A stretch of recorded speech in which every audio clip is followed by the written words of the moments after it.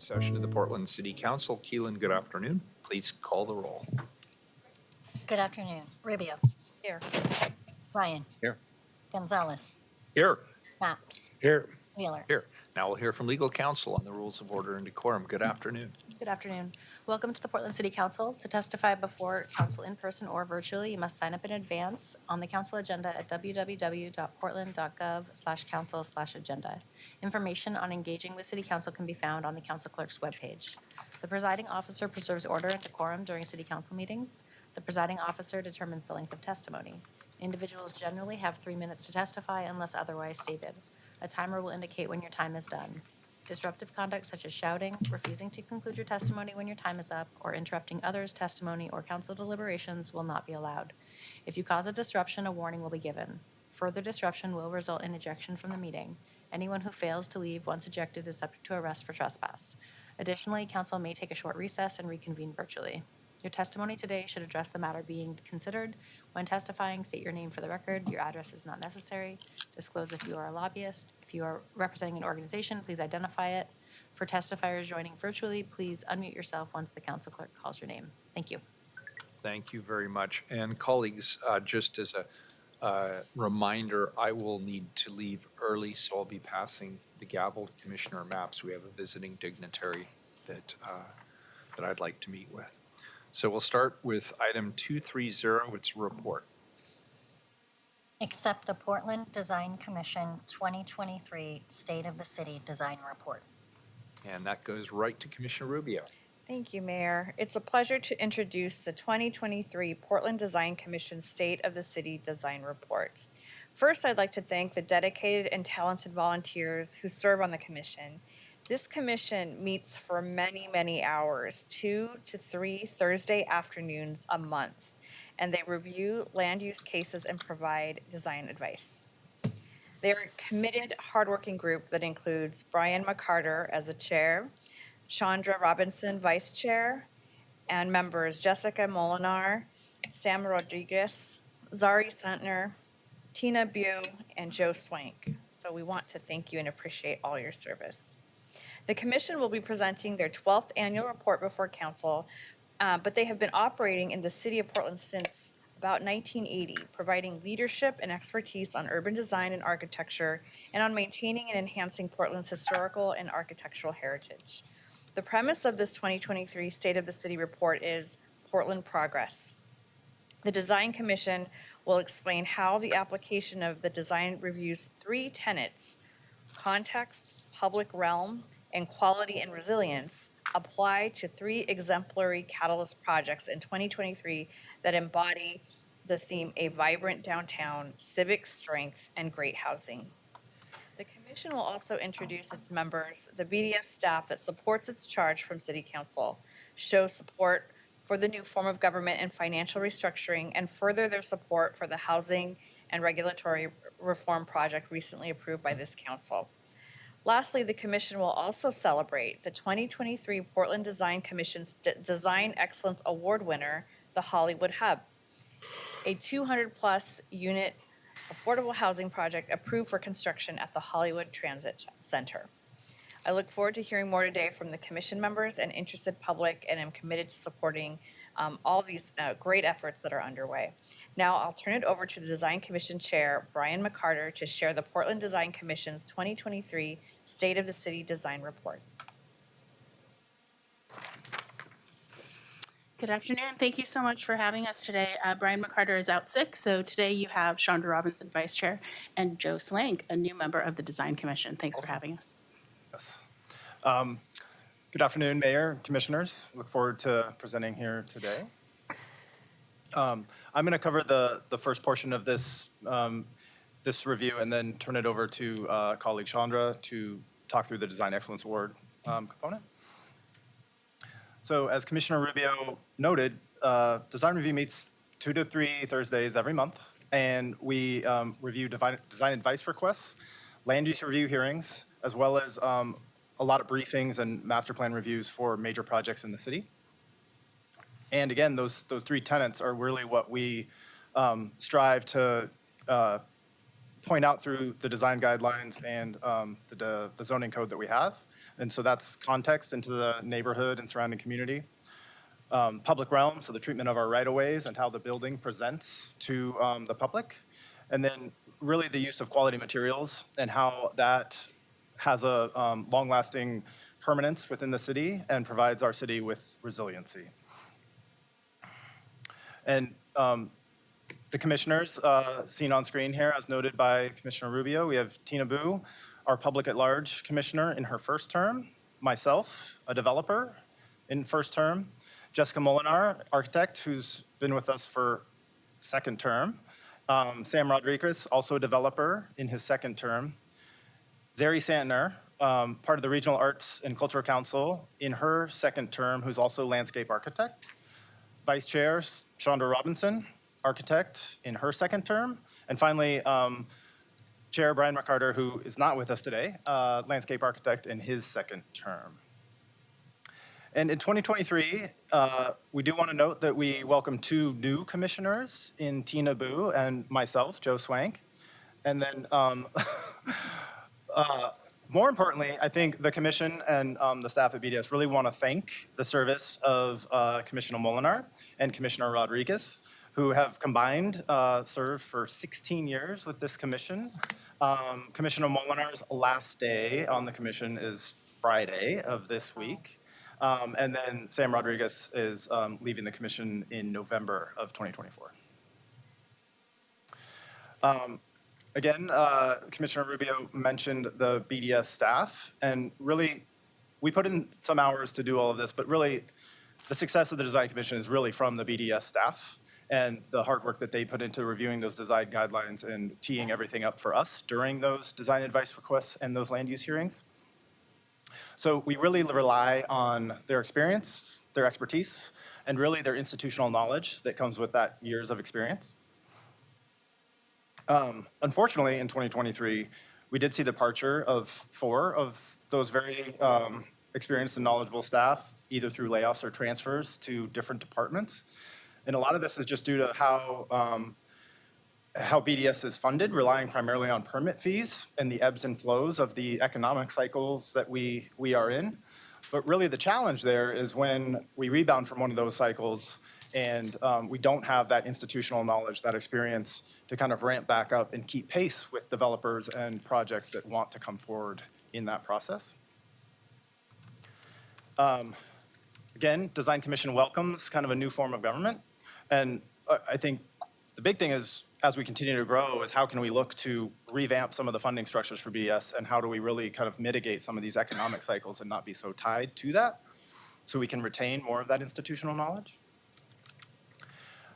Commissioner Rubio also mentioned the Housing Regulatory Relief Project, which this commission was in big support of, anything to help further and spur more development. One of the successes we hope to see out of that project is really tracking the results and the metrics over the next 5 years while that is in effect, and seeing what we can improve beyond that with this as a test case for the next 5 years. So really being rigorous about tracking that, that success. And then finally, kind of a summary of 2023 from the Design Commission. There were 7 land use review hearings heard at the commission. 6 of those 7 were what we call slam dunks. So 1 hearing to get approval, and you're out the door with approval, versus multiple comebacks for hearings. We had 11 design advice requests, which again help with those slam dunks. Those are voluntary in a lot of cases. But really help design teams and project teams come to the commission ready with all the components of that. And then we had 11 design briefings for projects within the city. And then what didn't come through design review, but again relied on that BDS staff, was 24 type 2 staff level land use reviews, and then 25 type 1 staff level land use reviews. And this doesn't occur just in Central City, but it occurs all over the city in our design overlay zones. And with that, I'm going to turn it over to Chandra. Yeah, thanks, Joe. So we really love getting to work on Design Commission and to view all of the projects, review them, and think about those 3 tenets of design. And this year, there were 3 projects that we really wanted to lift up and to share with you, because those are things that are really pushing progress in Portland, and they're really addressing the things that we're struggling with right now, right? Obviously, everyone knows there's a lack of housing. There's a lack of housing that's affordable for people, right? Not affordable housing, but housing that's affordable is different.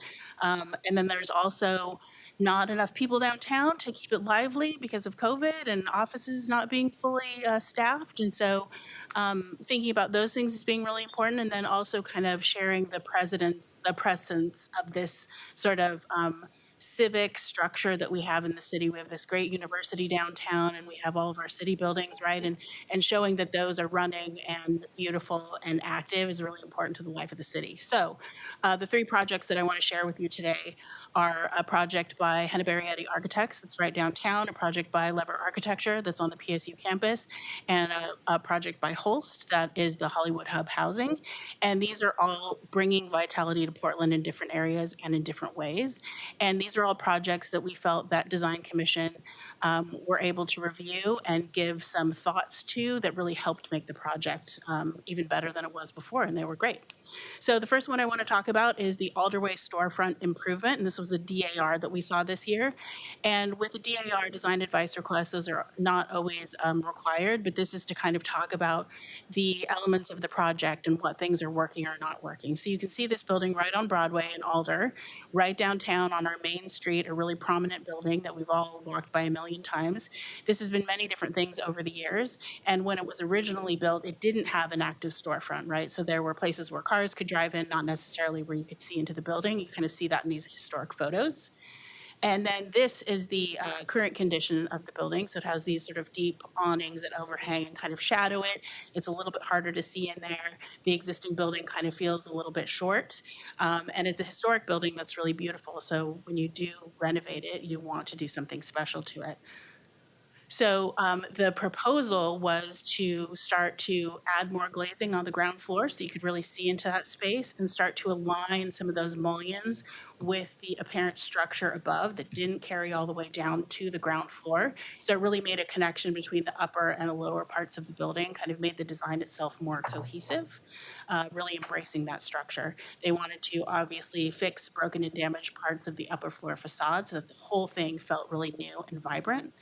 And after talking with them about things that they could do to really make those alignments work and to kind of add a little bit more vitality even, the team returned with something really great where they, again, were aligning with the structure above, making it really transparent. And I think it's a really really brave and really confident to do this downtown, right? Instead of saying, we need to protect all this glass, we're going to put all of these shutters on it to protect it while we're not there. They really wanted to celebrate what this is supposed to be and how vibrant Broadway really is. So we really commend them on this great design and this great addition to downtown that's actually going to help us.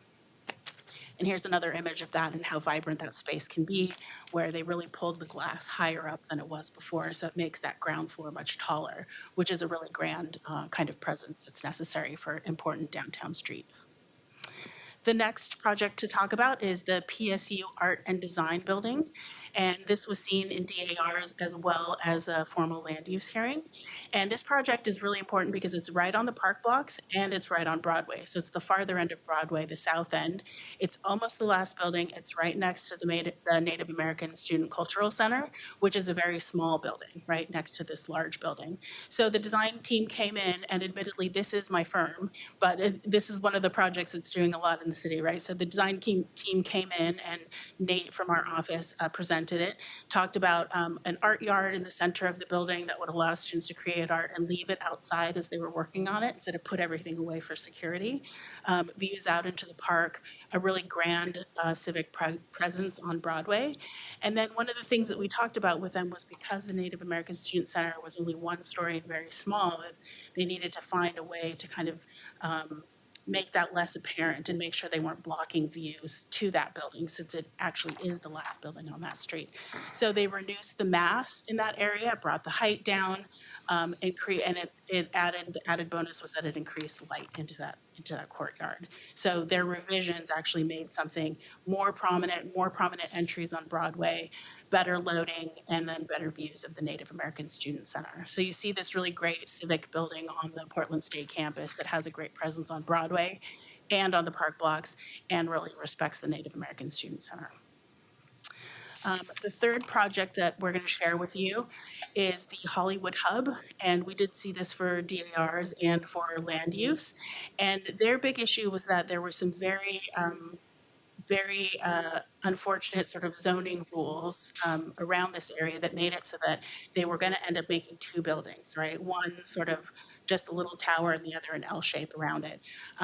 We really talked to them about how that was just not really going to work in the area because there was so much pedestrian traffic. Folks are coming off the max. There was a lot going on, and it was really hiding all of the active use kind of behind another building.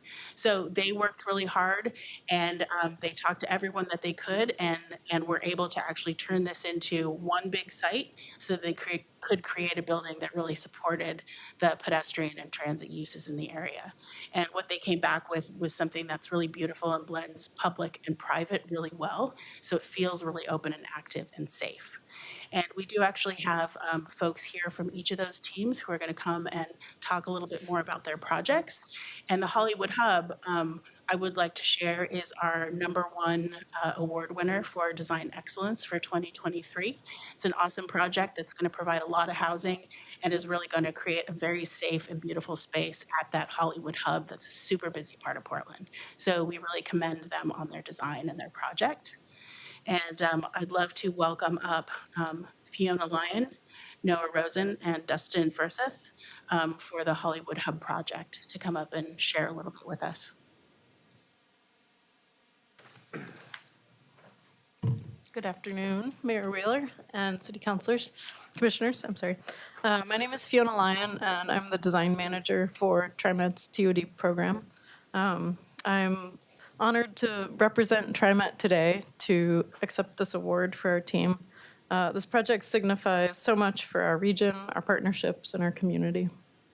With strong partnerships and commitment of the city staff, Hollywood Hub will really transform underutilized TriMet land and a vacated city street. It delivers 222 new affordable homes in a vibrant, thriving, and diverse district. It's dense with multiple transit options and just amenities at large. The project also improves a lot of infrastructure and connectivity through a remarkable public space, and it really links directly into the heart of the neighborhood. Everything about this project really supports TriMet's TOD goals, and we are really proud of it. As you'll hear in a moment from Dustin, this combination and scale of benefits really would not exist without the guidance of the Design Commission and the city staff, Tim Herron especially, who have been really fundamental in the project's success. And driven by the Design Commission's really high expectations for high quality design and community investment, this project achievement will really set new standards, we think, and have a lasting impact on the built environment and the future of TOD in our community. And lastly, to borrow Design Commissioner Brian McCarter's words, who unfortunately isn't here, we feel that Hollywood Hub is the most robust TOD project that the Portland region has ever taken on. Good afternoon, commissioners. Thank you for the time. My name is Noah Rosen, Director of Development for Bridge Housing, the developer for Hollywood Hub. Bridge is a 40-year-old nonprofit that has been strengthening communities and improving lives, starting but not ending with affordable housing in the Bay Area and Southern California, and for the last 8 or 10 years up here in the Pacific Northwest. We're extremely proud of Hollywood Hub because it is a really exemplary model of how public and nonprofit partnerships can result in quality, affordable housing that is equitable and transit-oriented development. There are far too many people to thank in helping to make this project a reality. Of course, we want to give our thanks to the Design Commission who pushed us to make this project much better than it was initially envisioned to be. So they were critical in making it a success. We'd also like to thank TriMet, incredibly strong partner in this project, Portland Housing Bureau, the entire city of Portland, OHCS, Hacienda CDC, our services provider partner on the project, Senator Wyden's office, and again, the Design Commission. We look forward to starting construction in the fall, and thank you for the award. Thank you. My name is Dustin Furseth. I'm a senior associate at Holst Architecture, and we were the design lead for Hollywood Hub. It's with my great pleasure that I testify on behalf of the design and construction team, which was a collaboration between Bridge, TriMet, O'Neill Walsh, Community Builders, the City of Portland, and many more. But specifically, I just want to highlight today a couple positive impacts that the design review process actually had on this project. I think it's pretty remarkable in this case. So very briefly, like 2 years ago, we were really struggling with this site. There was something, a federal line on the site called a difficult to develop boundary that no one in the city has control over, and it was limiting our ideas. So this is a relic from a survey from the past, and it sort of limited our ability to utilize the site to its maximum potential. So because of that, we decided to take an optional path and go in ahead of the Design Commission in a design advice hearing request, just to show the problems that we were up against and get some feedback. So that first hearing, honestly, it was brutal. We left just like, I don't think this project is gonna happen. But what it made us, it realized it was just what the project needed. It made us question how unmovable this sort of federal line was. And we actually opened up a line of communication with Senator Wyden's office, and they connected us to the proper agencies in Washington to open up a discussion about what the rules of this boundary line were, and actually resulted in a much better, robust project. So really huge thank you to Senator Wyden and staff for recognizing that and how important the housing was at this location. So honestly, from that moment forward, this project was a series of successes that I'm really, truly humbled to be a part of.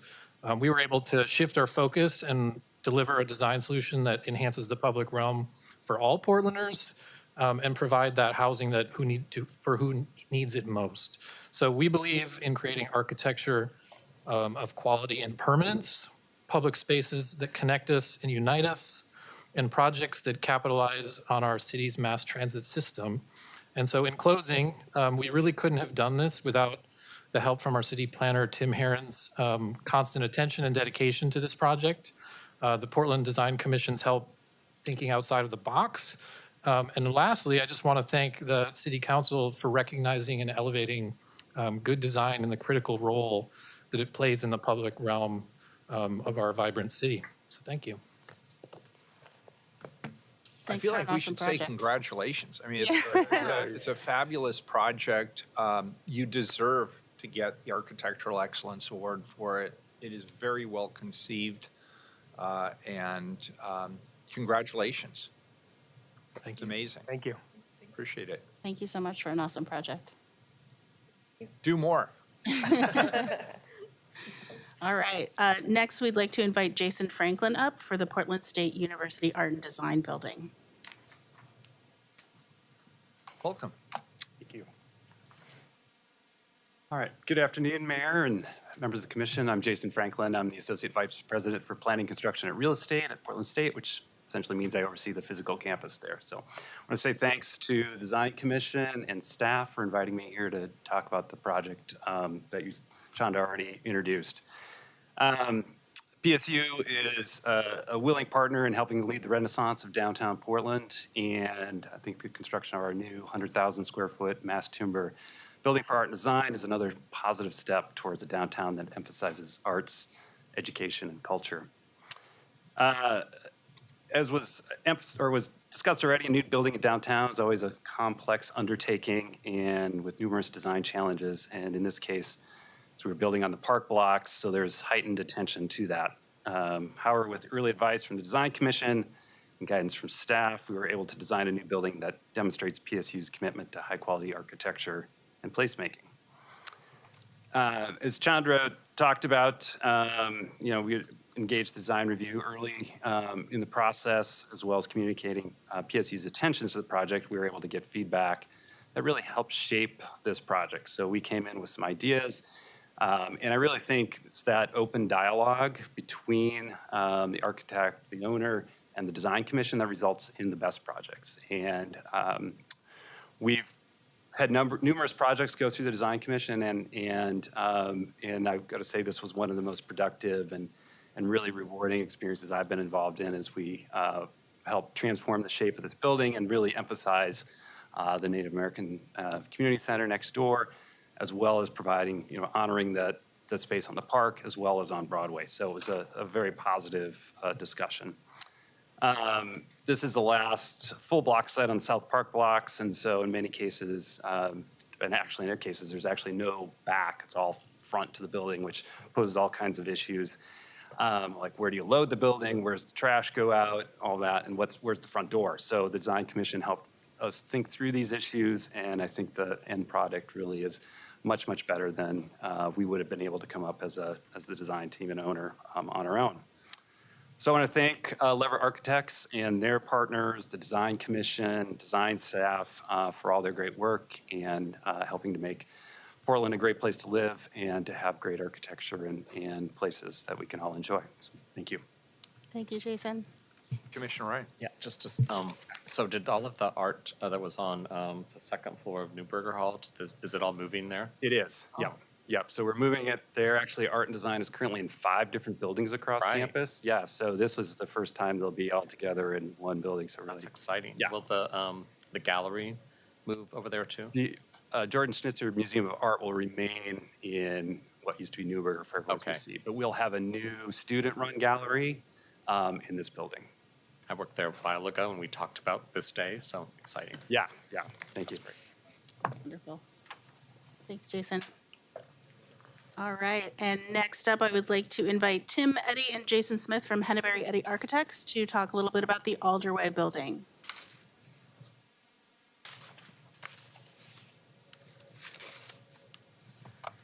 Good afternoon, Commissioners. I'm Tim Eddy with Henneberry Eddy Architects, and we're really glad to be here this afternoon. I just want to say a couple things, and Jason will tell you a little bit more about the effort on this project, but it's worth noting that this particular project would not have been required to visit the Design Commission. It would have been a Type 2 administrative review by staff. The unconventional approach we took to the design of the project brought our planner, the planner we were working with, Grace Jeffries, with the design review section, to suggest that we conduct a DAR, design advice request, with the commission. And it was a great suggestion. And we really appreciate the input that the commission had and the support that they gave us through the process of shepherding something that's actually very unusual through the process. We are very close to getting a building permit. We're just like one check sheet away. And you'll start to see some action on the corner of Broadway and Alder very soon, I think. So go ahead, Jason. Thanks, Tim. I'm Jason Smith. I'm an associate at Henneberry Architects. So thanks for listening to our testimony. But from the outset, this project is kind of rooted in optimism of downtown. And as Chandra showed, there's some historic value to this building. But even before those images that she showed, this project was originally a vaudeville theater called the Pantages Theater. So it looked nothing like those images. So that happened in 1911. And then a guy by the name of Fred Meyer came along and bought the building in 1928 and completely transformed it. He took off all the facade and then put it back as a 4-story office building, which you saw on the upper levels was very cohesive, but the ground floor is left completely empty for each tenant to come in and infill with their own unique design. So kind of from the outset, there was no overriding design for the ground floor. And so our charge was kind of to change that. So when we met with the commission earlier last year, we and our client, Melvin Mark Investors, envisioned a highly transparent retail environment that would embrace quality and permanence and really kind of work with other development in that area to reinvigorate this part of downtown. And our design approach was, again, to kind of strip away all of the existing ground floor that wasn't historic, revealing some of the underlying structure of the theater, which hasn't really been shown off in a long time. And then we're replacing it with a glass veil. And this is just going to invite a lot of transparency onto the ground floor, really enhance the public realm, and reinforce connections to the neighborhood. And the commission really embraced this. They really supported the use of transparency in this part of downtown that really needs more connection. And then they really challenged us using rhythm and try to harmonize with the existing building. And so we developed a more architecturally coherent product, and I think they really enjoyed that. So all in all, it was a better product. And the support from the commission really helped with that. It helped us get through the land use approval process very easily, and then it's also helped with our plan check comments for permits. As Tim just mentioned, we're just there. And then lastly, the Design Commission aided our quest to get this listed on the National Register of Historic Places, which is also in progress and should be listed soon. So, again, Could I ask you a question? Yeah. First of all, again, congratulations to all of our speakers today. This is it's incredible work, and I think it's worth it to pause and take stock of the fact that we have outstanding architectural excellence in the city. Historically, we have, and we continue even during somewhat challenging times to build stuff. What advice would you give this council around vibrancy, in particular, and activation, knowing what you know about what has changed? How has it changed your approach to architecture and design, particularly as it interacts with public spaces? What should we be thinking about? wow, that's a big question. I mean, personally, I To don't. just ask yes, yeah. no questions. Yeah, yeah, Figured no. that out yet. I mean, I honestly, I don't really feel like it's changed my approach a whole lot. Like, I really think architecture needs to embrace the public realm wherever it's built. But I think recognizing where we are in the city and, you know, supporting these projects and allowing them to move forward. I think anytime they come along, it's really good to celebrate their renovation. I think one of the things that the commission really supports is this idea of quality and permanence of materials. And that's an area that comes under pressure during design. And you've all heard the words value engineering. And so that idea that in the urban spaces that we're really using materials that can hold up over the long term and can be maintained and can sustain, you know, sometimes urban damage and can be cleaned and repaired and look good the next day. If we look at, the historic buildings that have really sustained the city for a long time, City Hall, for example, 100-year buildings are made with really, really great materials that can really sustain a lot of time and wear. Yeah, thank you, appreciate it. Thank you. Yeah, again, congratulations.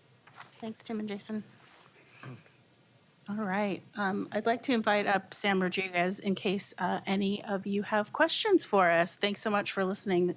We're really proud to serve on the commission and to work with all of these great architects and developers and owners who are doing wonderful things. These 3 projects really are catalyst projects that are going to give other folks confidence in what's happening in the city, that people are here downtown, people are building new things, and I think that's great for Portland. I have a question. Sure, go for it, Renee. Well, actually, this builds off of the mayor's question a little bit.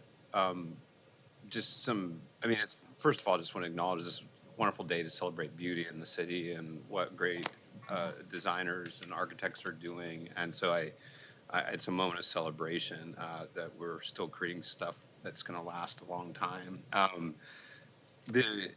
am curious about sort of the mixed use question and first floor retail, and as it comes into design, and there's real zoning code questions, and we kind of put that in its own bucket, but this is where design in the financial mix is an interesting question. We've long had challenges filling vacancies on first floor retail and mixed use. I mean, that's predates the pandemic, often a loss leader for certain development. We are certainly feeling some real pains right now, and the economic pressures on that type of development are really exacerbated at this moment in time. And I'm just generally curious, what are the alternatives that we should be considering? Again, there's a zoning overlay here as we, what's permitted, and some of that we're already addressing, but the sense of beauty and the sense of public space and the interaction with the building on that first floor, but at the same time recognizing that there's long been economic challenges filling that space in the city, and we are at a particularly pronounced moment of those challenges. And I guess I'm just supplementing the mayor's questions. If we have thoughts on that and what we should be thinking about from. We have lots of thoughts, actually. We'd love to share. We've been thinking about a lot in terms of the housing regulatory reform, and really specifically, in order for places to feel safe, you have to feel like there are people around you, so people inside of buildings where they can see out, you can see in a little bit. It does pose a problem for housing, because if it's your living room or your bedroom, you're going to pull the blinds, right? So as we've reviewed ground floor housing over the years, we've come up with a set of best practices where you push that housing back a bit and you bring it up a bit so it's not right on the street. You add a porch rail, you add some landscaping so that there's enough buffer there that you can still keep your curtains open and keep eyes on the street, right? So those are the things that actually make you feel safe when you're walking around town, and that's kind of the problem we have right now, is that if there aren't people in any of the ground floor spaces, there isn't retail, there's not housing, that sort of thing, then people walk around and feel like, well, if something happens, no one's here to see it, there's no one to help me, right? And it's not that we walk around feeling like we're in danger all the time, it's just something innately that you feel when you're walking around. If you don't see anyone, you're like, oh, well, should I be here, right? And we should be here. We love this city, and we know it's going through problems right now, right? But you're absolutely right that we have for years had a problem with filling that retail space. And so I'm preparing to hand right over to Sam, who's one of our developers on the commission, who's been here for almost 8 years. November will be his 8 years. And he always has a really great perspective on it as well, because we really want to support, everything that's happening right now. And as an 8-year-old, I only have very small opinions. I think the regulatory relief is fundamental, because it will allow some flexibility. Particularly the code got tighter and tighter and tighter to the point where there were prohibitions of housing on the ground floor, despite the effort to put some design behind it, like pull back, push up, these things to put layers in front of it in order to make it work better. I think what we need to, moving forward, we need to have flexibility so that these spaces can be transformed. I think landowner, I mean, building owners would want to have the retail. The retail helps the activation of the building. It's an amenity innovative zone, right? So, but if you can't make it work, and dark retail is not good for anybody, the public realm, nor is it good for the economics of the building. So if we can somehow come up with, I think the regulatory relief is a great first step, but if in design review we can be more flexible about how those ground floors can be currently maybe housing, even if it's not the best of housing, and eventually retail when it can be retail. So I think it's easier on podium buildings, so when there's concrete on the ground floor, much easier than it is if it's a 5-story wood building. So each building type's a little different. But I think the first step obviously is what's happening, which is the cleaning up of the city itself, so people feel safe to come, then the retail will follow. I mean, it's been challenging before, but will follow. Housing in between would be a good thing. So I think it's small steps, but we will get there. The architecture of the building really wants to support both, so that if you had housing on the ground floor, you know that when retail comes back more strongly and there's a desire for those kind of spaces, that you can actually make that happen, right? So if you have a really low ground floor that works for housing, it's not a very good retail space. There's not a lot of light that gets back into that space. And so if you make those initial ground floors high enough, and then you just have sort of a taller space in your housing, that's what makes things work. If we don't change everything in the structure of the building so that it's adaptable over time. We want these to be 100-year buildings, right? And if they're going to be 100-year buildings, they have to be a little bit easier to change over time, the uses, just like the Alderway building. You heard that testimony. It was a theater. It's been lots of different things over time. And it works if it has a taller ground floor. You can actually make those changes over time, right? Yeah, and no, that's helpful. And I think the last time we had you all up, we saw some really interesting innovation in residential development on first floor. Yeah. I mean, it was very notable. I think they may have been Lens, but some interesting projects. And this is more in the abstract, but just thinking about what can we do from a public art perspective on first floors. Natural experiences is always interesting in a building, but is there things we can be doing to be more creative and flexibility? But again, building for 100-year arc of these buildings that we're conceptualizing a certain use today, but we want to create that flexibility for owners to use over the 100 years in still a way that welcomes people downtown. So Yeah. appreciate it. I mean, something I had thought about in the past was if there's a lot of open retail on ground floors downtown, the PNCA and other art schools do a lot of sort of festivals, and there's the time-based art program, and you can imagine different art experiences, performance art happening in those spaces. It's something how you could really activate all of those spaces, even if on a temporary basis. You could have you could have kids from KS MoCA coming in there and curating an art experience that people can come and see. You can provide temporary space for, festival food, sort of like food trucks, but they get a little micro retail space for a little while. I think there's a lot of things that we can do that's not moving a permanent tenant in there, that is not asking someone to put their store in there if they're not ready, but there's a lot of temporary activation that's actually really cool, and it's very much in the culture of Portland to have a lot of pop-ups and have art and have interesting things. So there's a lot of cool stuff we could do. Yeah. Commissioner Maps? Number one, thank you for this great presentation and for your work over the year and years, in the case of many folks who've served on this commission. Really, also just really great presentation. Congratulations to the folks who won awards today, too. I wanted to create some space, though, for you folks to flesh out one of your recommendations that's contained in this report, and that's around finding a new funding model for BDS. I think this is really important in the time that I've been here. Well, if you're a longtime Portlander, you have seen some of the challenges in this space. And I also want to give BDS some credit. I think they actually have one of the more sophisticated models for thinking about how we go about predicting staffing and whatnot.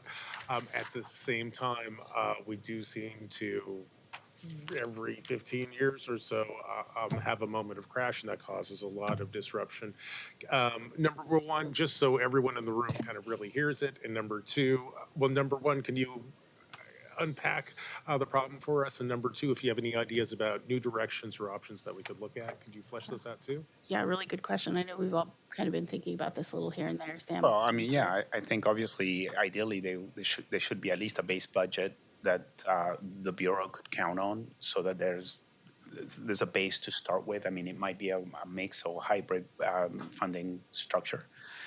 But the other one is also hiring is difficult in the city. So, you know, if sometimes it misses the cycle because one of the things that's going to happen, and you can just see it, this is going to pick up.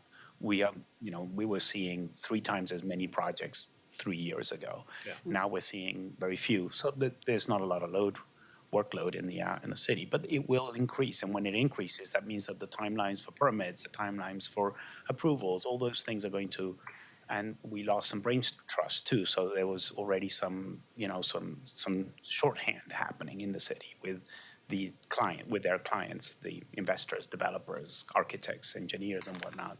So if we don't preserve that, then we enter this constant cycle of now things are going to take 14 months, 15 months, 16 months again. Then nobody wants to do it. So we need something that's going to stabilize the system.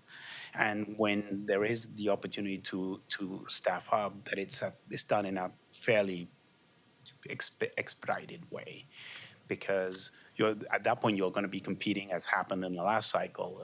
You're going to be competing against the engineers and the architects that are hiring the planners because they have so much work, and then they hire in 2 months, and the city takes 6 months. I don't know what the timeline is, but it was a lot of time. So I think it's important to sort of think about it structurally and sort of from the core out. So. Great. Well, colleagues, I just want to, again, this is really a message I'm sending into the future for next councils, I suspect. This is a really important problem. It's also a problem that reoccurs as we go through the ups and downs of our housing cycles. I actually think BDS has actually approached this space with a relatively high degree of sophistication in terms of modeling staffing needs. There's still some challenges that happen in this space. I sure hope that one of the things council is working on next year is thinking about how we can tweak our approach to funding and staffing BDS so we can ensure that we hold on to talent and that we're ready to meet the needs of the building community when folks want to build. Thank you. Thanks, Commissioner Ryan. Oh, thanks. It's good to see all of you. And your question was the one that I wanted to noodle on as well. Okay, great. But you asked it, and that was a good conversation. I know when I was faced with it, when I had the assignment, it was at the beginning of COVID and the downtown shut down, and I think we had hope that the building would take off in 2 years.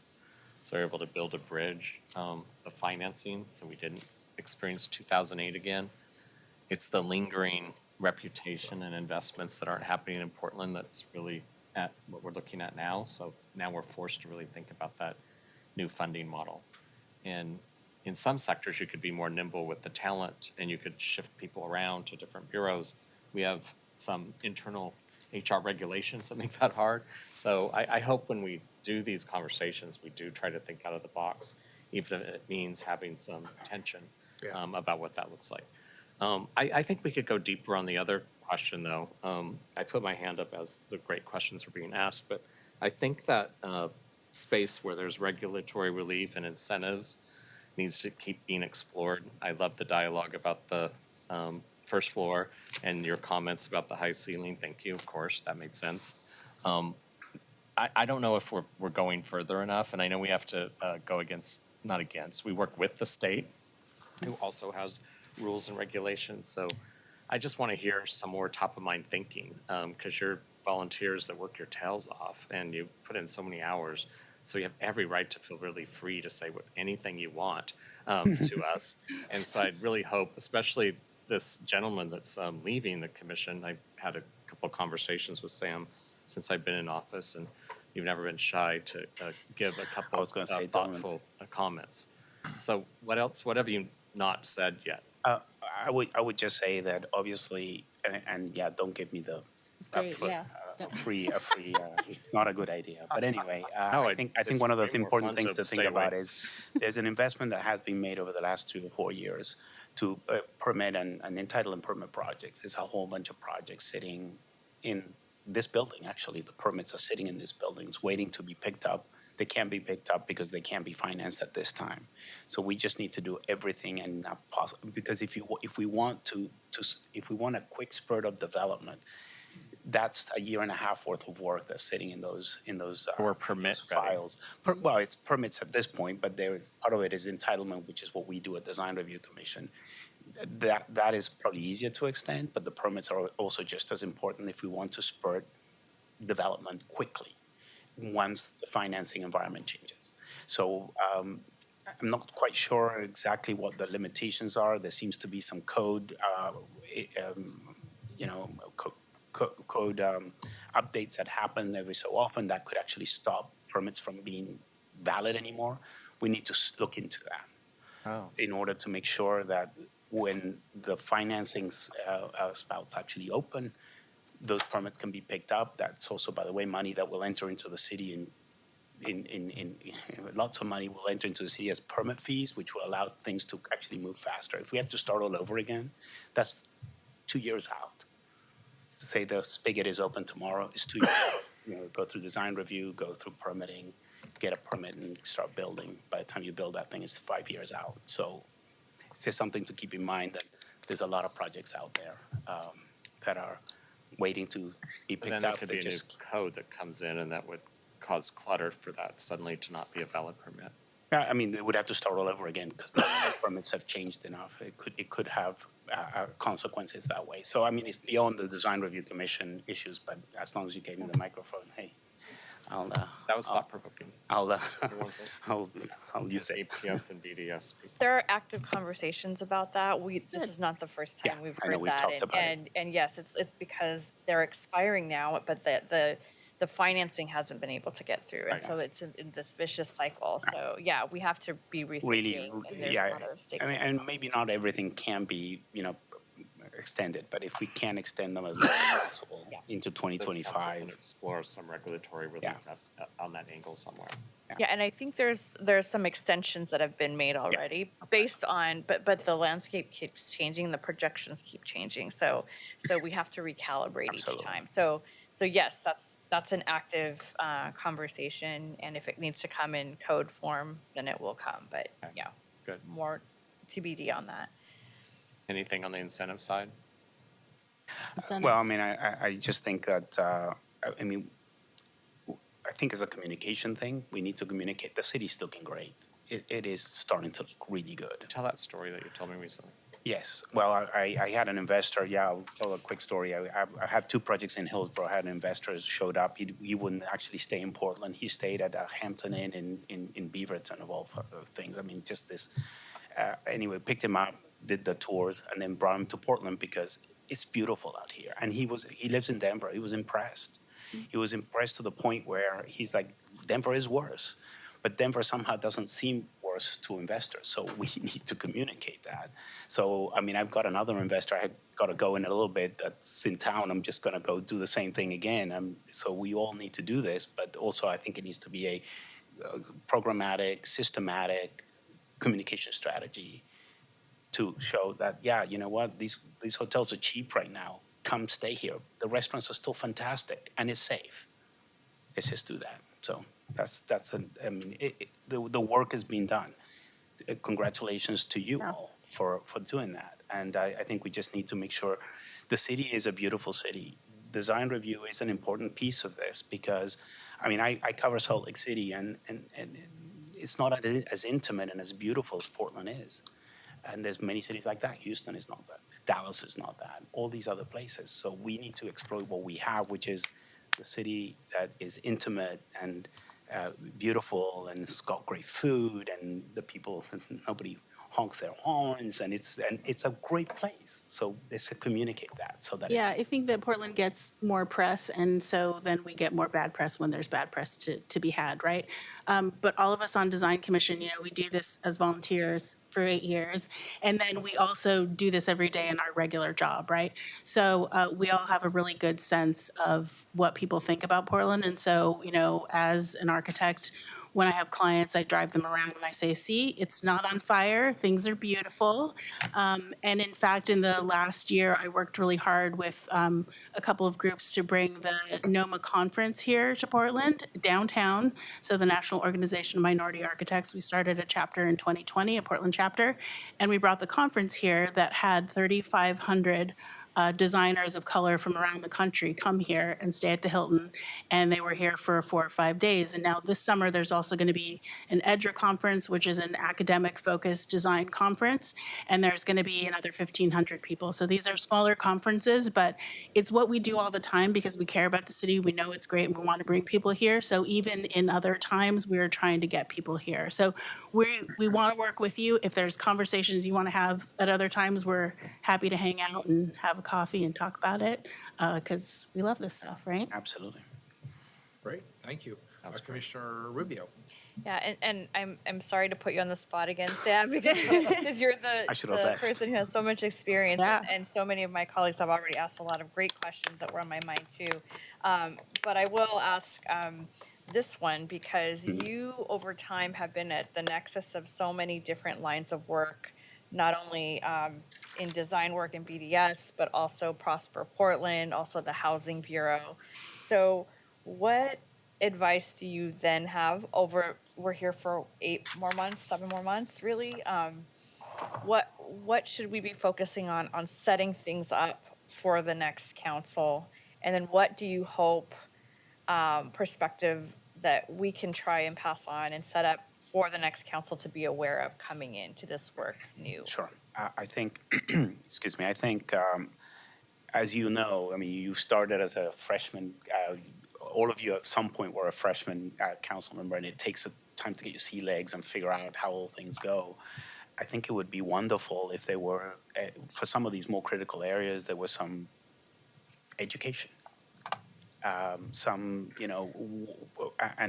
maybe you, as the current commission, should leave a sort of a plan of how. It's like a plan of this is what we were trying to do. These are the things we were trying to achieve. This is how we were trying to achieve them. And then, by the way, you could ask the design commission to come and tell you how that works. You can ask the, Bureau of Development Services, Prosper Portland, this how all of it works, because now it's 12 people. A lot of them, some of you will be in this commission.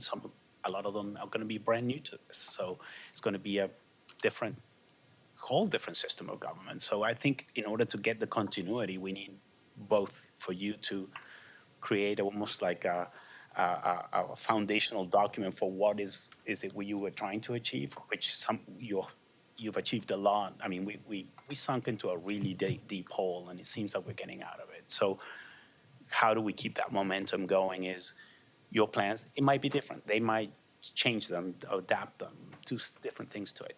But I think it would be great if it was there, and then it was some kind of a, kitchen table type groups that could inform them. Maybe some of the developers, economists, the retail people, the Chamber of Commerce. I don't know who it is, but I think it would be great to set that up so that they have some resources to go to, so that they don't spend the first year trying to understand how the whole thing works or what you were trying to achieve. That would be my recommendation. That's why our terms are so long, so that we build up this kind of institutional knowledge and understanding of processes. And thanks, Sam. Great. Thank you. This has been fantastic. If there aren't other questions, I'll entertain a motion to accept the report. So moves. Commissioner Maps moves. Can I get a second? Second. Commissioner Rubio seconds. Any further discussion? Seeing none, please call the roll, Keelan. Rubio. So I want to thank the design commissioners for their dedication and providing such a high level of service to our community. And again, to outgoing Commissioner Sam Rodriguez, and then also Jessica.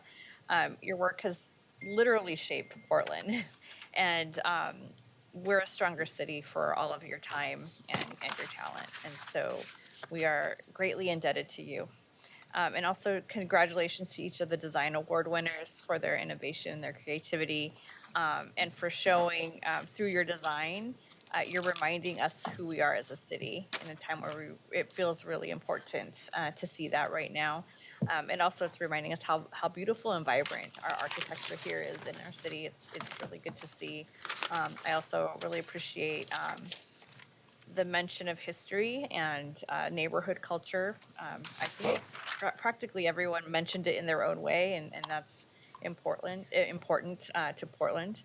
But overall, just thanks to all of you for putting so much time, and we can feel the love that you have for Portland, and it definitely comes through. So happy to vote aye. We're going to go out of order really quick. Wheeler? Great. Thank you, colleagues. My guest has arrived. This has been a fantastic presentation. It's always enjoyable. I learn a lot. I think it's fantastic that we have such great designs here. Again, congratulations to all of those who are recognized for their outstanding work. I'm sure for each of you here, there are many, many others in the architectural and design community who also do fantastic work. We want to acknowledge them as well. And I appreciate the comments that were made in particular around the vibe of the city, what's still very unique here, what's positive, and how you see things improving. And that is a broader message that I'm certainly working hard to get out there, not just to our own community in our own region, but indeed the nation and the world. And your work certainly makes it easier for us to do because it's tangible. Thank you. Appreciate it. And I vote aye. Ryan? Commissioner Mapps, I'm handing the gavel to you. Got it. Oh, thank you. Well, thank you so much, Chandra, Joe, and Sam. It was, I just have to say, your service as volunteers to our city does amaze me. I don't know, just show up in a report how long your meetings are. And so, again, from the bottom of my heart, thank you so much. And I want to also say that Tim and the staff comes up frequently. So thank you to the BDS staff who professionally make those long hours worth it. And Jessica and Sam, thank you for your 8 years of service. And Sam, you could do a commercial for Travel Portland. And so, Please, yes. that was wonderful. And I appreciate the discussion that we had. I always look forward to the storytelling from the winners of the design awards. I think because it just gives you hope, like we're building and something exciting's coming soon to these neighborhoods, and especially downtown where we need that. You know, it's so easy to destroy and destruct, and it's so challenging to build and then design with that 100-year window. And yet that's what makes Portland, Portland, and that's what inspires us. I always like to remind the pedestrian short blocks. That'd be the one thing I'd add into your commercial. That's really wonderful.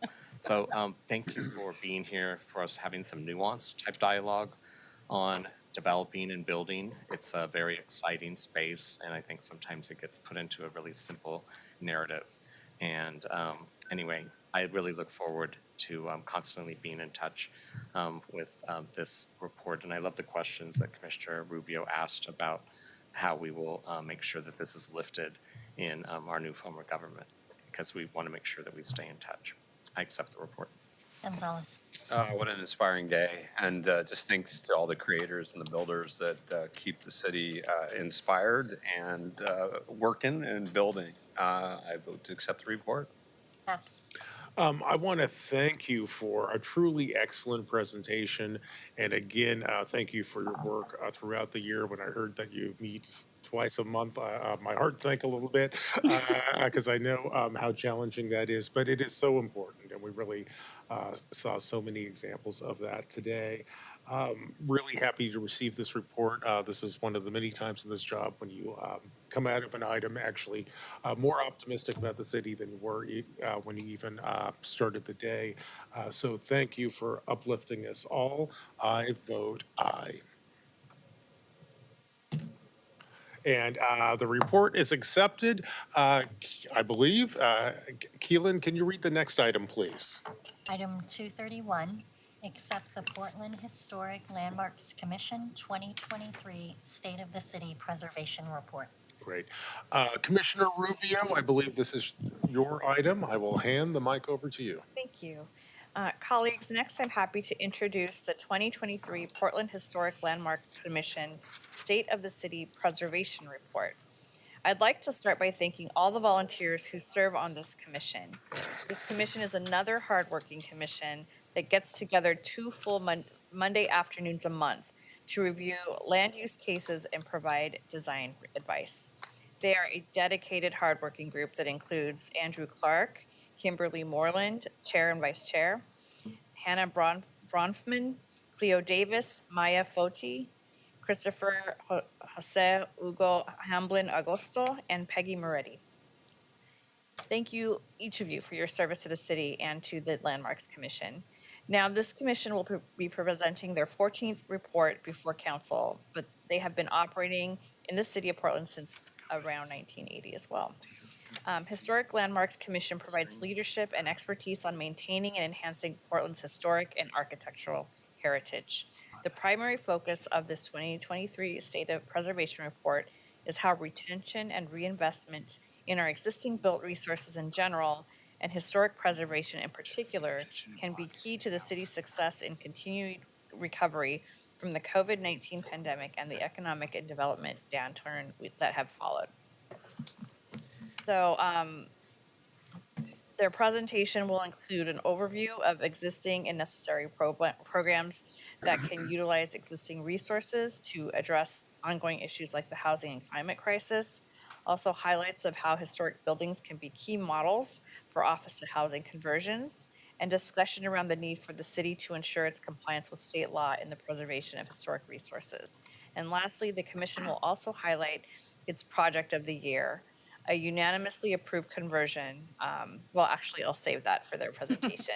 So I'll now turn it over to the Historic Landmarks Commission Chair, Andrew Smith, to share the Commission's 2023 State of the City Preservation Report. Thank you, Commissioner Rubio. It's wonderful to be with you all again this afternoon. And I'm going to be brief in my remarks and turn it over to some of my fellow commissioners to kind of dig into the overview of our report. But over the next 15 minutes or so, you'll hear 4 recommendations urging you, things we're urging you to act on, some preservation successes, our annual watch list, and then, as Commissioner Rubio said, our project of the year. I do want to take a minute to acknowledge a couple of commissioners who served out their full 8-year terms and left the commission recently, Kristen Miner and Matthew Roman. And Kristen and Matthew worked tirelessly in their role on the commission, and want to especially give a shout out to Kristen Miner, who did serve for 5 years as chair of the commission before I took that role over from her last year. So I will turn it over to Commissioner Peggy Moretti. Hello, very nice to be here in person now. My part of the presentation is to hone in on our 4 recommended council action items. There are 4, and I'm going to start with the most important one that has a great big giant star next to it in our hearts and in our thoughts here of being the most important thing. We are asking the city to lobby Salem for a rehabilitation tax credit that can be used to revive downtown, repurpose existing buildings for housing, and hit our emissions reduction goals. With the expiration of the special assessment program, Oregon is one of just a handful of states in the nation that provide no economic incentives to rehab and reuse older historic buildings. We wring our hands over housing shortages, how to revive downtown and lower carbon emissions, yet fail to recognize a big part of the solution is right in front of us, literally big. Our largest renewable resource is our existing buildings. We urge the city to prioritize and lobby for a state rehabilitation tax credit. It has been proven effective in 39 other states. Such a tax credit, at 20% is typical, can be coupled with federal incentives to offset as much as 40% of rehabilitation costs. And we don't have to reinvent the wheel. The National Trust has published a roadmap with data and tons of analysis on what provisions make for the most effective outcomes.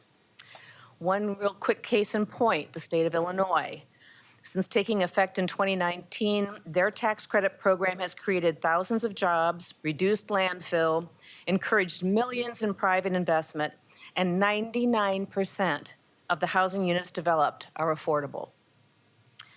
Passage of a state rehabilitation tax credit is the single most important thing we could do to repurpose more buildings and significantly advance our common goals, including 1, creating more workforce and affordable housing, 2, revitalizing downtown, closing the funding gap for conversions of commercial buildings to residential uses, 3, lower carbon emissions. Reuse equates to removing thousands of cars off the road. 4, improving public safety by offsetting seismic retrofit costs. And that seismic question's been kind of backburnered here in the city, but the rehabilitation tax credit would have profound impact on that, on public safety. It would dramatically reduce landfill waste and retain the places that embody our diverse cultural heritage and neighborhood character. That's our big number 1 request. 2 is to allocate a portion of the Portland Clean Energy Fund to retrofit and reuse projects. We urge City Council to prioritize retrofitting existing buildings rather than new construction wherever possible. Deploy PCEF dollars to improve the thermal performance, upgrade lighting, modernize mechanical systems, and retain embodied carbon. This legitimately advances the city's clean energy goals. And this far-reaching strategy should apply to both historic and non-historic existing buildings.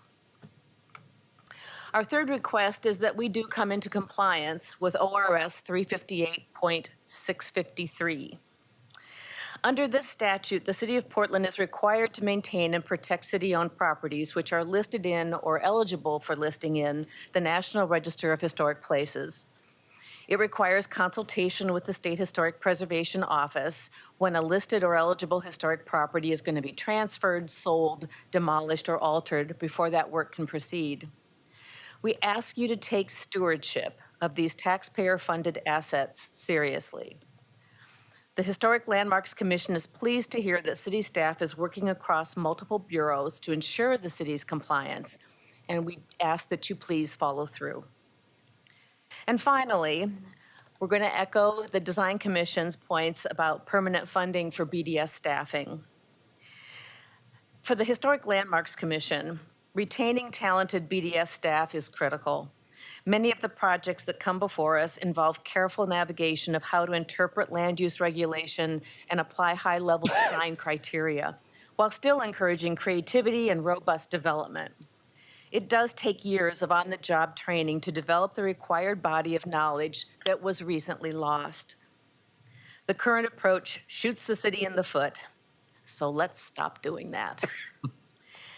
Thank you very much for your earnest consideration of these requests. Commissioner Rubio, should we have questions on recommendations now, or would you like to continue with your presentation? I think we can probably finish up our presentation, and then we'll have plenty of time for that. Great. Commissioner, thank you. Commissioner Moreland. Good afternoon, Commissioners. I have the pleasure of highlighting some of our preservation successes. And our first one is the Legacy Business Program, Community Engagement Phase. Since the pandemic, you know that many of our legacy businesses in Portland have struggled and was forced to close their doors. Since 2020, the Portland Historic Landmark has advocated for the city council staff to study and financially support the implementation of a legacy business program designed to support the city's most vulnerable legacy businesses. Today, we celebrate the notice of intent that from the Congressional Directed Spending Award of $352,000 to the Bureau of Planning and Sustainability to support the scoping and development of a legacy business program. The scope of work would include studying, analyzing, and bringing forth a recommendation related to legacy businesses, preservation, and will deepen the city's understanding of the long-term needs and vulnerabilities of institutions that have historically served underrepresented communities.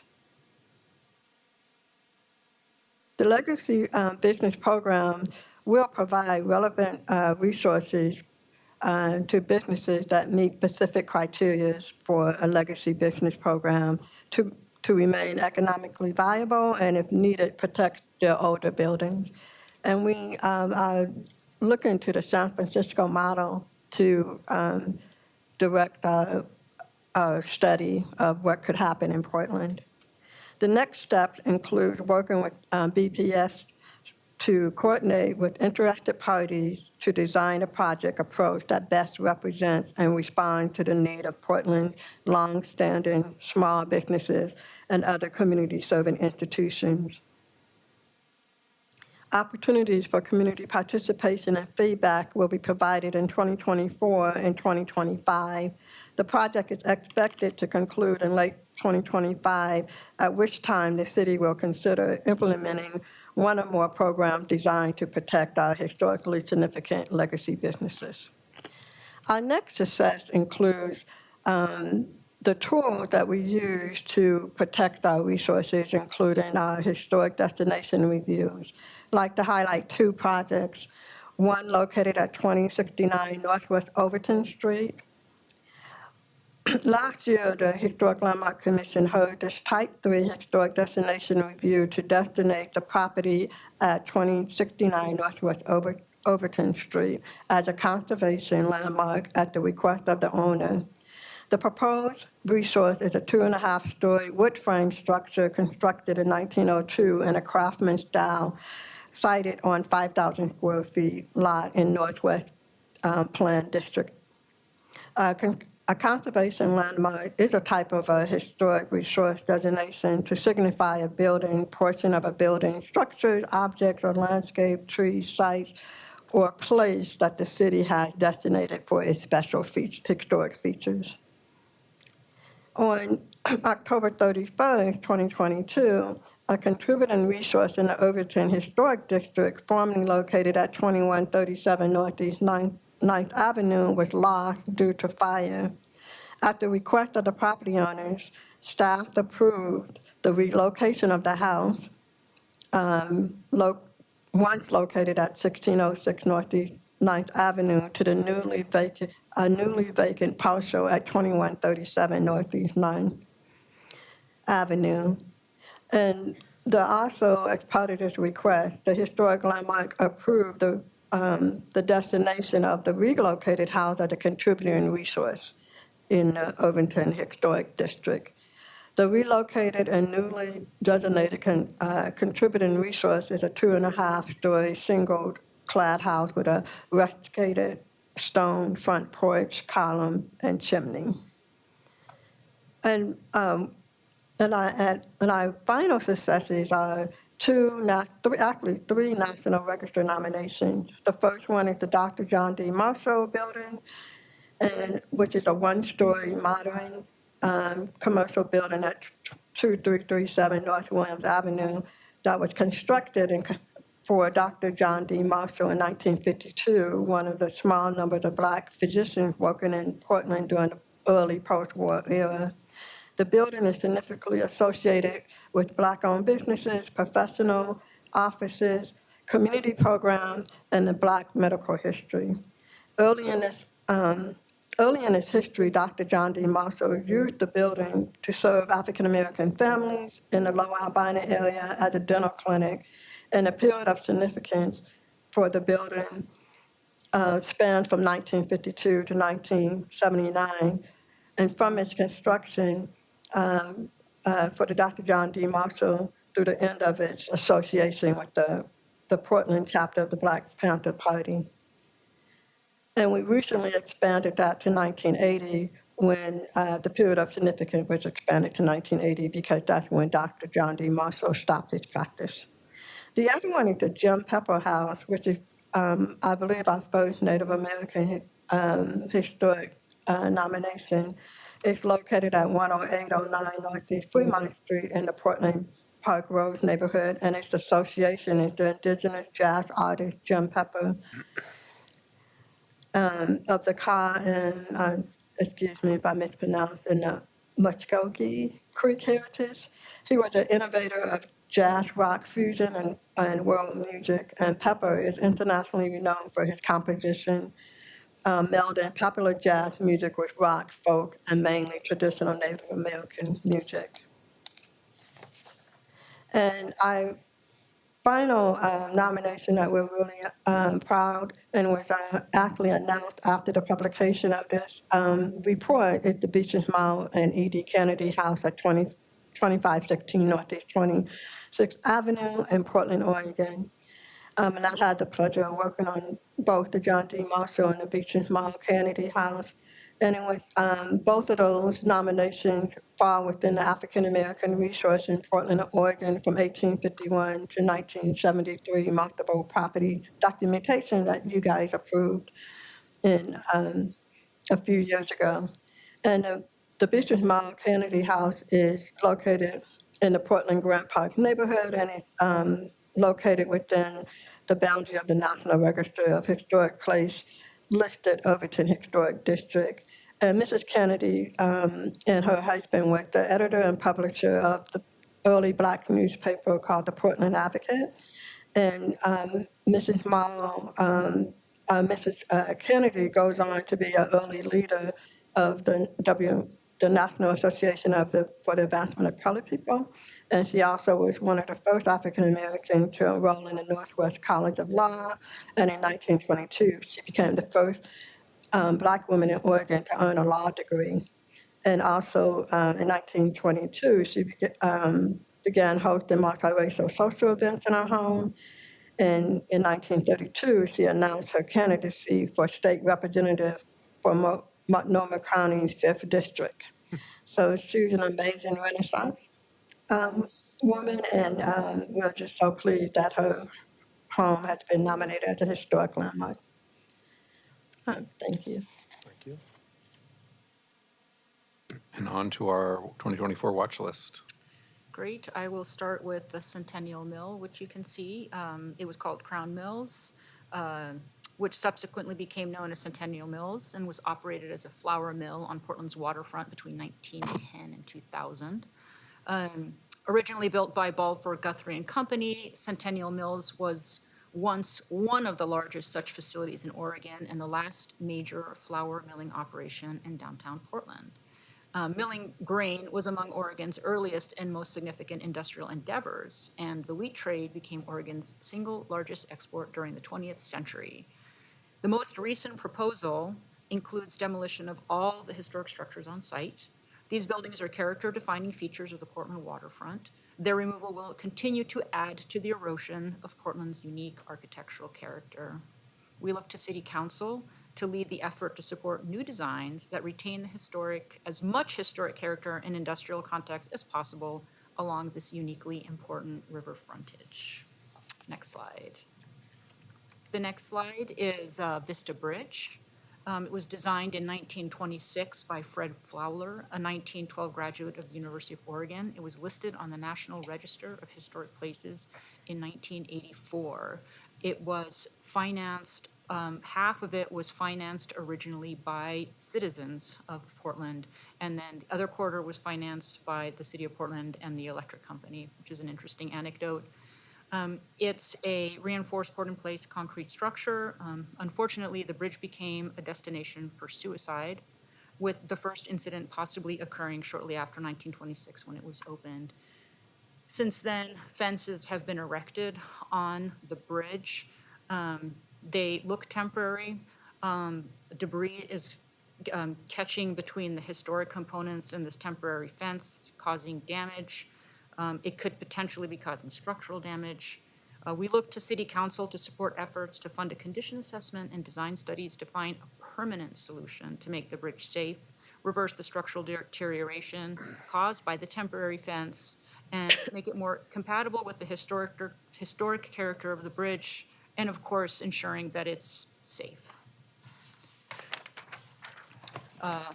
Here we go again with the URM buildings. You might remember this from last year and the year before, but Portland, I heard that sigh. Portland has approximately 1,650 unreinforced masonry buildings, which use stone or brick masonry for structural walls. These structures house more than 7,000 residential units in approximately 250 buildings. Many others have civic or educational uses. While some of these buildings are designated as historic resources and represent a valuable part of the city's cultural heritage, many are not designated.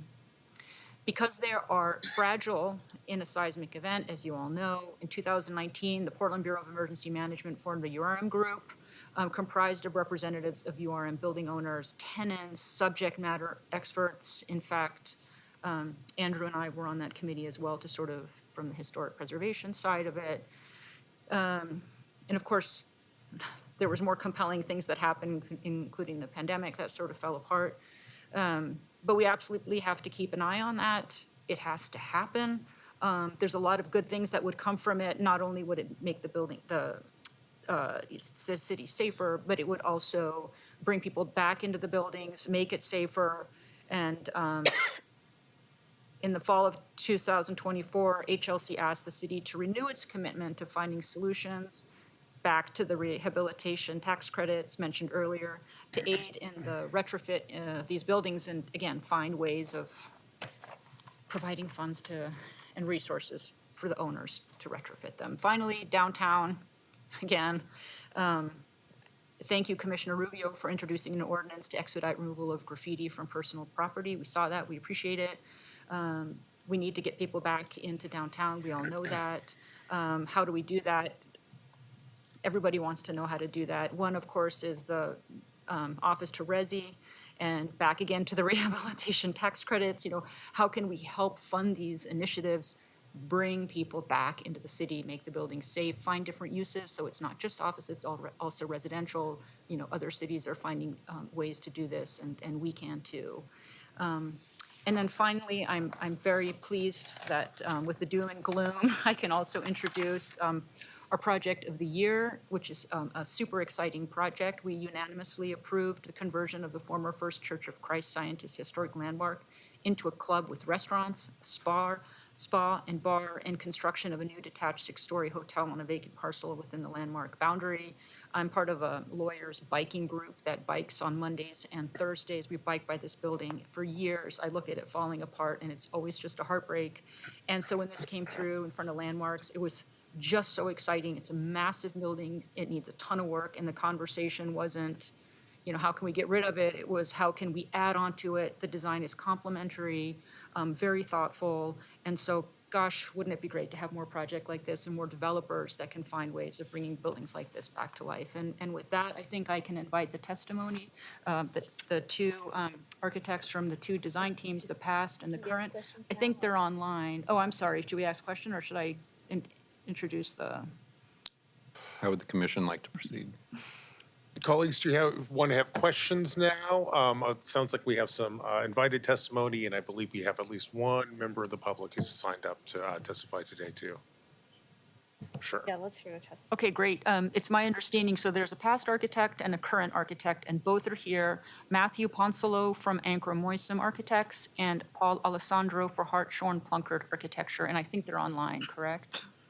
They are. That's correct. Wonderful. With that, thank you. Okay, I will go first. Speaking of URM buildings. Good afternoon. I'm Paul Alessandro, partner at Hartshorn Plunkett Architecture in Chicago. And thanks for inviting me to speak today. As a preservation architect, I consider myself an extreme advocate for how preserving our historic built environment can be a catalyst for neighborhoods and their growth. Conversely, lack of investment in our historic resources often leads to the opposite, as aging resources crumble in disrepair. Having a preservation commission that is actively involved in identifying and advocating for these buildings, as you do in Portland, is an asset that can't be overvalued.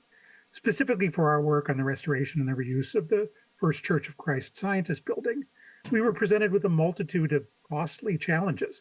In addition to restoration of the existing structure, windows and roofs, the building needed seismic reinforcement, replacement of all the building's mechanical systems, and fire and life safety upgrades, all before we could begin the work of inserting the project's new program. As difficult as this list was, it all had to be completed while maintaining the building's unique character and spaces. With the steep on-ramp, the new addition had to do much of the heavy lifting in terms of revenue generation for the development.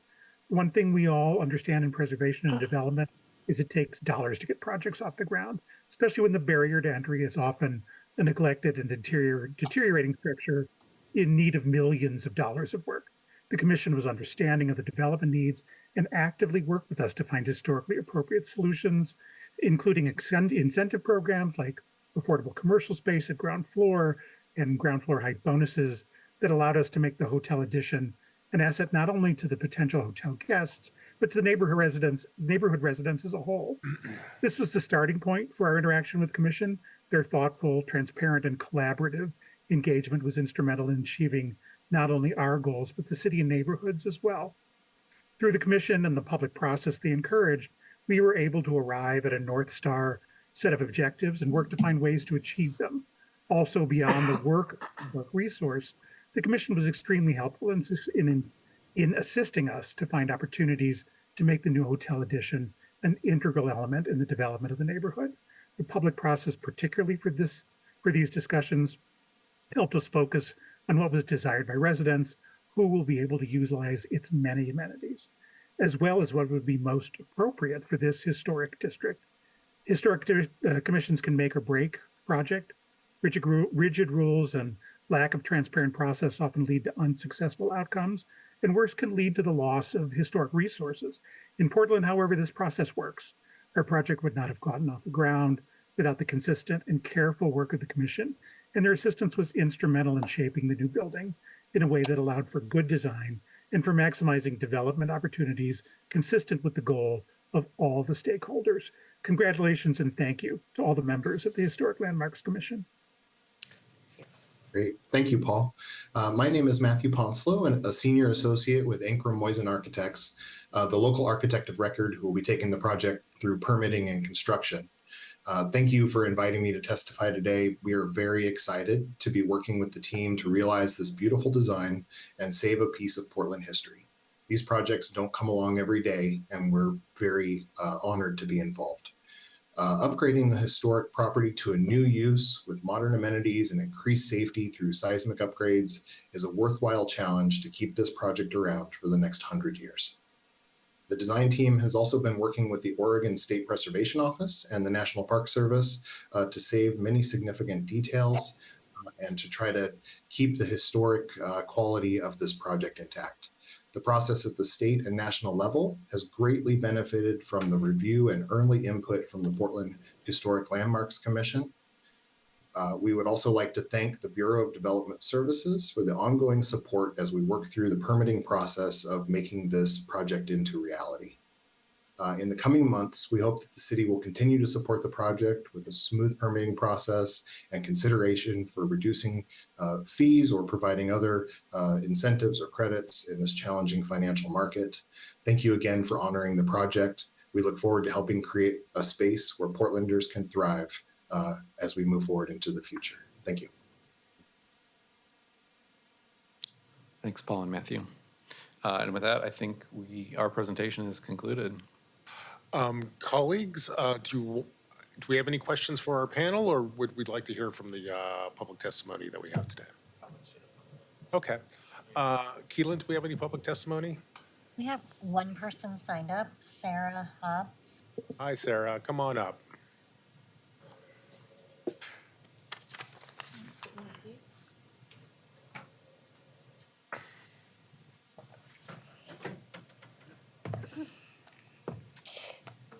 Could I have, if needed, 1 extra minute to present what I have to say? let's try to keep it till A 3. minimum, because I know if we- y'all want to go home and have lives. I Yeah, will do well, my I don't know best. about that. I know some of, at least I have a meeting I have to get to. But I'll tell you, we always enjoy conversing with you. So let's Okay. just go and do the best we can. Thank you. For the record, my name is Sarah Hobbs. In 2013, I was part of the group Friends of the Vista Bridge. The understanding we had was the suicide harm reduction fences would be replaced by 2018 after funding was obtained to replace the crumbling rails, taking into account the view from the bridge and as well the fact that since its opening in 1926, the bridge became known as Portland's Suicide Bridge. The rails were in need of replacement long before the suicide reduction fences were installed. 11 more years of deferred maintenance has made what is a bad situation now becoming critical. Since its opening 98 years ago, the Vista Bridge has had train traffic going under it. Today, it's the TriMet blue and red lines. The bridge south rail is directly in front of the Max Robertson Tunnel. Going forward, I ask that other stakeholders in this issue be brought to the table.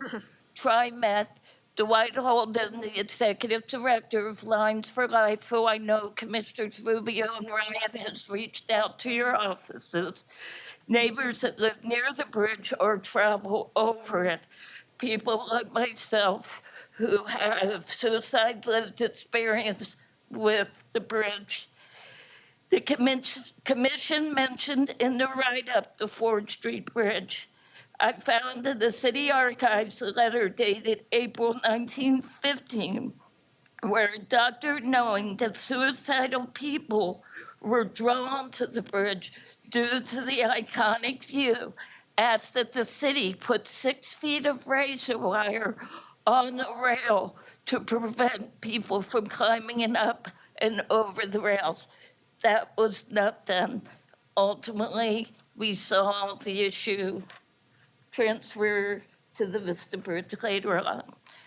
109 years later, research clearly shows the role iconic views play in suicide crisis locations. And Commissioner Mapps, as Director of PBOT, I have asked Dwight Holton to reach out to your office as well. Didn't need the extra time after all. Well, great job, Sarah, and I'm awfully glad you came up. Let me address your comments. I appreciate both the commission and Sarah, you highlighting some of the issues surrounding the Vista Bridge. One of the things I might ask, I think both the commission and perhaps Commissioner Rubio's office to do is to send my office and PBOT a letter asking articulating what your ask is. And I will get my team working on it. I'll be transparent. This is probably not a problem we're going to resolve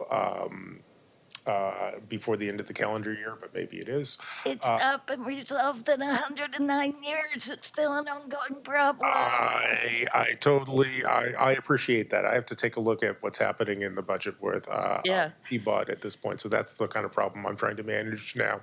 I would ask for the formal letter partly so that we can begin to build some institutional and frankly bureaucratic momentum. One of just the current realities is this current council is going to expire at the end of this calendar year. So next year when you come back, if you sent the letter, there will be some institutional memory of what's going on. And I'll do my best to get good answers to you before the end of this calendar year. But really great recommendations, both from the commission and Sarah, your recommendations in terms of going even bigger. I love that too.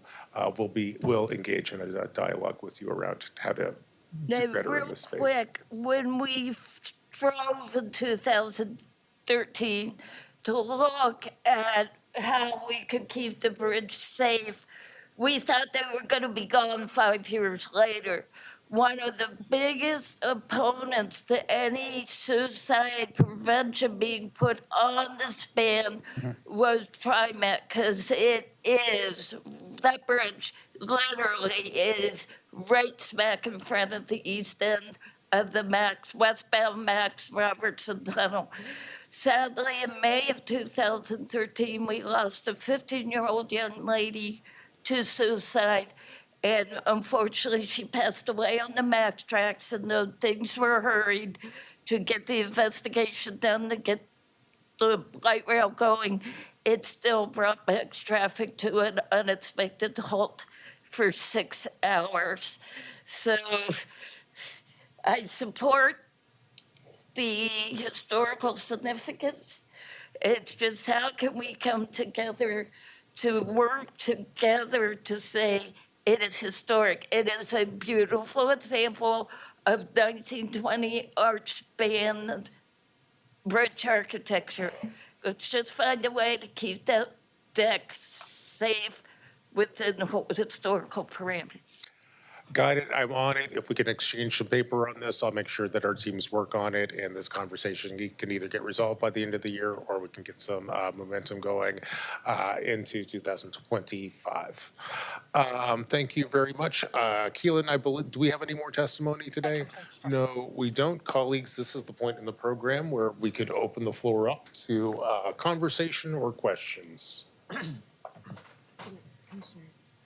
Oh, yeah, sure. Oh, yep. Thank you, Sarah.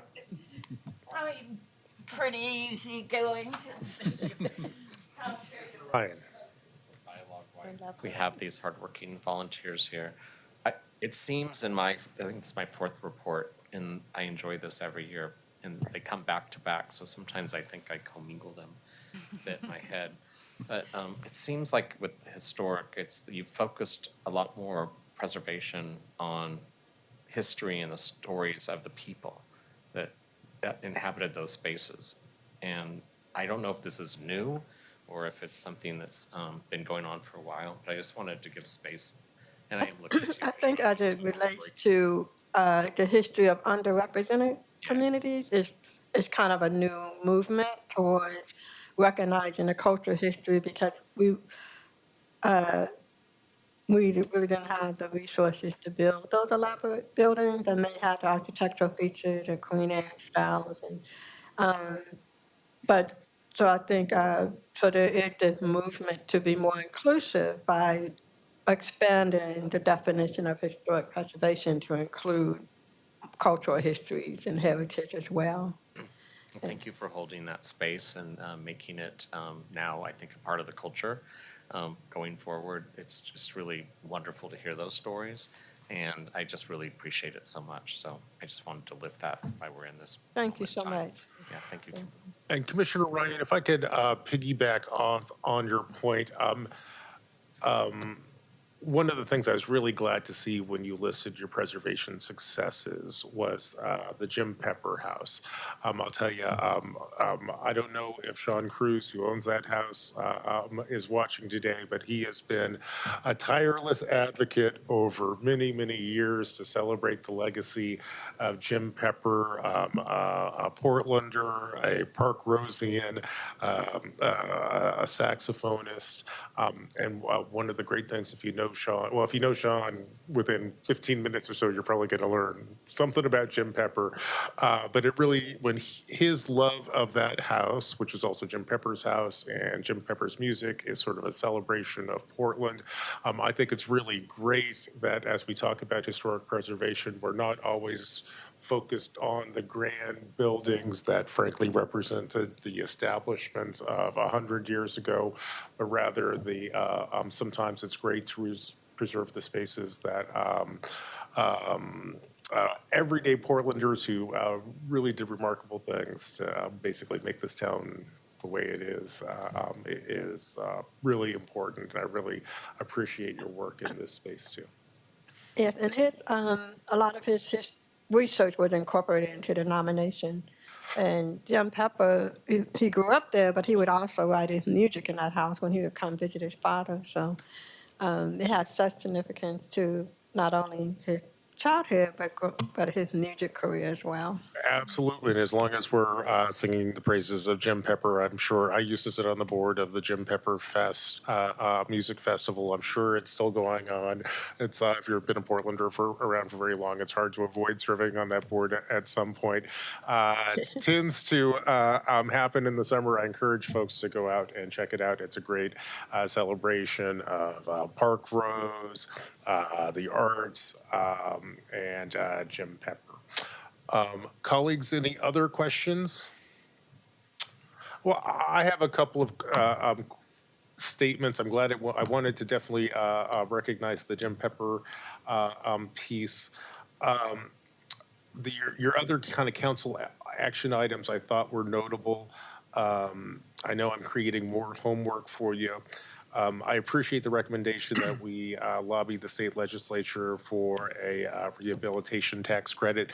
That's a great idea. Again, one of the things that we're confronting right now is the expiration of this council. Moving forward, I think it would be great if you could send a letter, maybe if you and Commissioner Rubio's office could send a letter maybe to the mayor and the Office of Government Relations so they can begin to put together a stack of items for our next legislative agenda. I don't think this council will have the opportunity to vote on one of those again, but I think that's a really good idea. And I also really appreciate you highlighting the need for permanent staffing at BDS. I think it's quite interesting that we have two different commissions with different portfolios in many ways kind of coming to the same conclusion. I'll have to say that that is one of the conclusions that I've come to during my time on council too. So I hope that we can build some institutional knowledge and some institutional momentum around making progress in that space. And on the Vista, I'm glad Sarah came up and brought up the Vista bridge issue. I'll tell you, I'm a little bit behind on that, but if you send me a letter on that, we'll have PBOT get back to you with at least where our current planning is, and we can begin to think about what needs to happen in that space as we move forward. And I believe those were all the comments and feedback that I have for today. Thank you. Commissioner Rubio, do you have any closing comments or anything before I call for a motion to accept the report? They're in my my vote comments, but just really appreciate the presentation today and really look forward to following up on the recommendations. May I have a motion to accept the report? So moved. I hear a motion from Commissioner Gonzalez. May I have a second? Second. It's your area. Yeah. Commissioner Rubio seconds. Keelan, please call the roll. Rubio. So I want to appreciate all the hard work of all of the volunteers on the commission, and especially thank the outgoing commissioners, Kristen Miner and Matthew Roman, for their service to Portland. And I also just really want to uplift the hours of dedication that each of you put forth, and those hours are invaluable in terms of preserving the history of our city. I really also appreciate the new approach to preserving cultural history and cultural stories for those exact very reasons. That's very resonant with me. And it's an important way of sharing stories in history. So it's very affirming to hear that. I also am really eager for my staff and I to engage more in some of your recommendations, as I mentioned, and especially the comments about the rehabilitation tax credit. It's very innovative and very interested in following up on this and leaning into it. And having listened to this presentation now 3 times, I just want to also appreciate your always flagging emergent and timely issues for this council. It seems like you're waving the flag ahead of the tide that comes, and so we have learned to listen to you, and so for that we're very appreciative as well. So I vote aye to accept this report, and thank you. Ryan. Yes, thank you, Chair Andrew and Vice Chair Kimberly. You should feel really proud. That was a wonderful report. And Peggy, thank you for your report, what you added, and the testimony was wonderful. So just a big thanks to the entire commission for their many, many hours. They really do appreciate this report. It's such a smart recap of the year.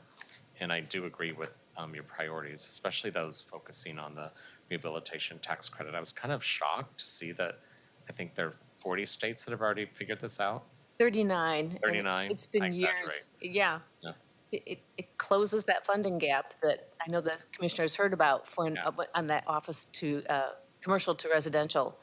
I'm not kidding. It's a huge tool. Yeah, I mean, I kind of wasn't shocked Nevada was still one of the states holding out, but after that, I was just like, come on, Oregon. So thanks for lifting that, and I agree with my colleagues that it can be part of our government affairs focus, because adoption of that tax credit would really be a big win for Portland and for the entire state. So thank you for that.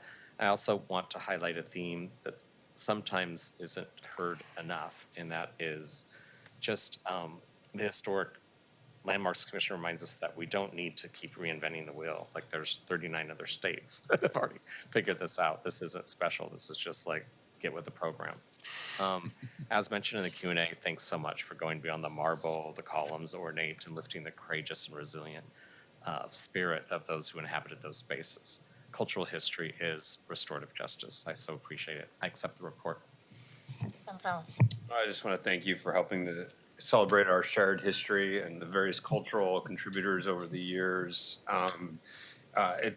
This report is always kind of energizing. It's only my second time around, but both to hear design review and then landmark, I haven't been here as long as Commissioner Ryan, but I often will synthesize them together in a way, but always walk out inspired. And thank you for your service to the city of Portland. I vote to accept the report.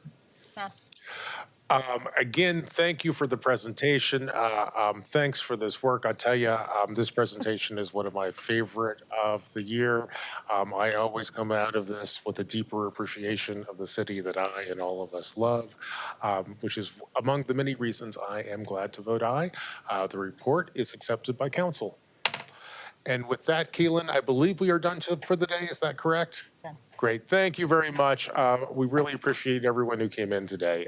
Good council meeting. Thank you. Thank you, councilors. Thank you. Thank you.